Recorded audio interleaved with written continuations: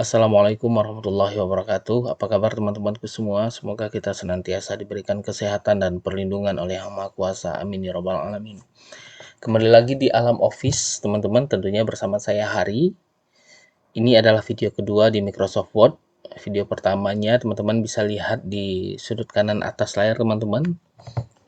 Di video pertama ini teman-teman bisa lihat bagaimana cara membuka Microsoft Word khusus bagi teman-teman yang belum pernah membuka Microsoft Word, dan itu untuk pertama kalinya. Jadi tanamkan dulu di pikiran kita bahwa Microsoft Word ini sangatlah mudah gitu, asal teman-teman punya kemauan. Kita sudah bahas di video pertama itu beberapa fitur, beberapa tombol atau shortcut atau icon. Teman-teman sudah melihatnya bagaimana mudahnya mempergunakan itu gitu, dan kita mempergunakan suatu icon itu atau suatu fitur itu biasanya untuk apa, teman-teman akan mendapatkan pemahaman tersebut pada video-video ini. Baiklah, saya lanjutkan. Beberapa fitur sudah kita bahas pada video yang lalu, kita lanjutkan lagi ya. Saya mempergunakan icon ini. Icon ini adalah icon kata yang dicoret. Misalnya teman-teman untuk harga yang mendapatkan diskon gitu ya. Misalnya Rp 30.000. Nah, begitu teman-teman, 30.000. Ketika kita klik ini, maka dia akan tercoret gitu teman-teman. Ini biasanya membuat label-label yang ada diskonnya gitu teman-teman, biasanya, tapi tidak menutup kemungkinan juga digunakan pada kasus-kasus yang lain gitu teman-teman. Baiklah teman-teman, kita masuk kepada icon atau fitur yang pertama ya di video ini, yaitu ada icon AB coret gitu. AB ada coretannya gitu.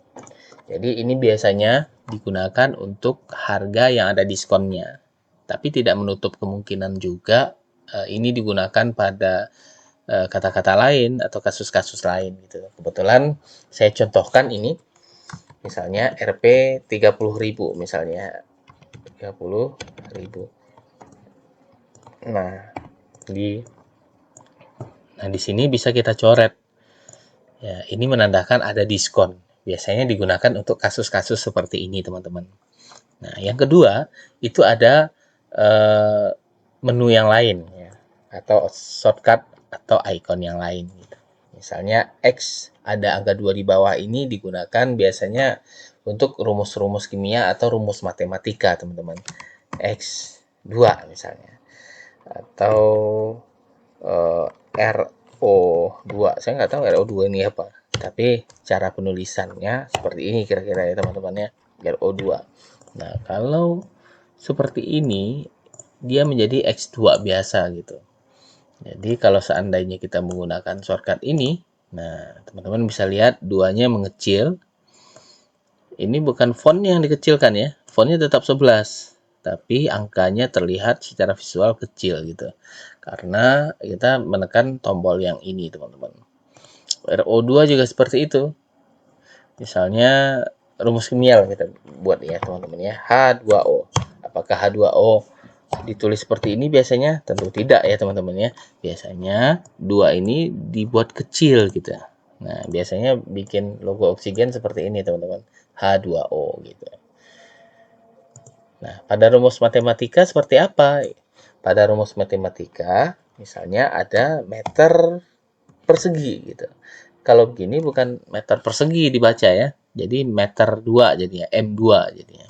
Tapi kalau teman-teman gunakan fitur ini, teman-teman blok yang 2 ini, lalu teman-teman tekan yang ini, klik yang superscript ini, X2 gitu ya, maka dia menjadi meter persegi, ada angka 2 setelah M dan ukurannya kecil gitu, kecil di atas gitu. Itu teman-teman cara menggunakan X2 ini. Lalu kita lanjut pada tombol yang berikutnya. Selanjutnya teman-teman, kita ada tombol atau shortcut text effect dan tipografi gitu. Nah, di sini bisa kita berikan style dari kata atau kumpulan kata kita teman-teman. Misalnya teks tipografi misalnya. Teks tipografi misalnya ya. Jadi teman-teman tinggal blok di sini, lalu klik di sini, teman-teman bisa pilih stylenya seperti apa. Jadi ada seperti ini, teman-teman bisa praktekkan, langsung aplikasikan. Teman-teman bisa klik ini untuk tulisannya hitam, terus ada bayangan tulisan warna biru di belakang.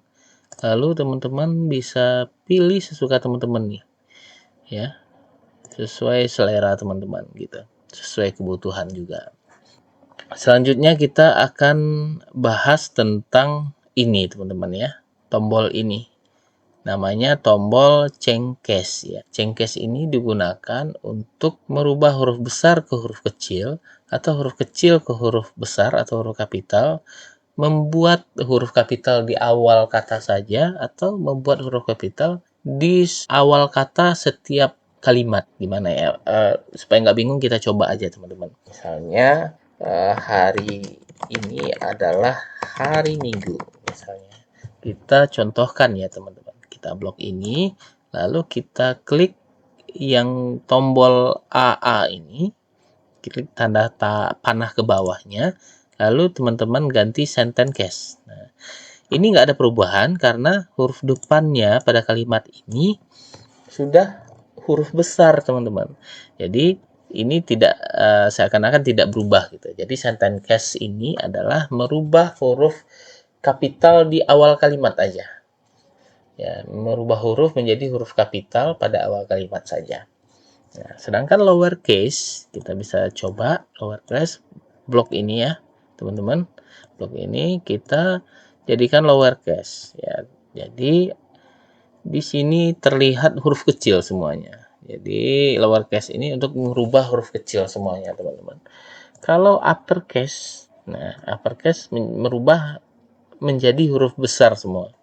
Kalau capital H word, maka setiap kata pada kalimat tersebut, huruf awalnya itu diganti huruf besar atau huruf kapital gitu. Nah, kita coba lagi di toggle case. Di toggle case ini, teman-teman bisa lihat di huruf awal dari setiap kata pada kalimat tersebut akan diganti dengan huruf kecil di awal katanya gitu. Jadi itulah fungsi dari tombol ini teman-teman. Kita lanjut aja karena kita belajar dasarnya aja ya teman-teman. Icon selanjutnya atau shortcut selanjutnya adalah ini teman-teman, bullets. Bullets ini tulisannya bullets ya. Lalu gunanya biasanya memberikan rincian terhadap kata atau data yang kita buat di Microsoft Word. Misalnya tahapan-tahapannya. Misalnya resep nasi goreng misalnya.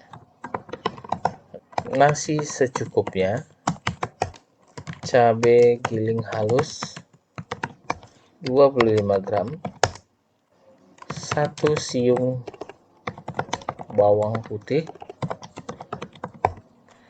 5 siung bawang merah, 1 saset bumbu nasi goreng.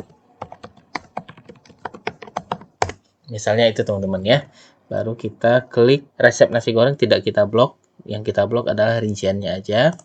Lalu kita klik di sini teman-teman. Nah, teman-teman bisa lihat untuk apa biasanya kita menggunakan ini. Teman-teman juga kemana-mana tuh pikirannya kan, oh kita bisa membuat ini, kita bisa membuat ini ya.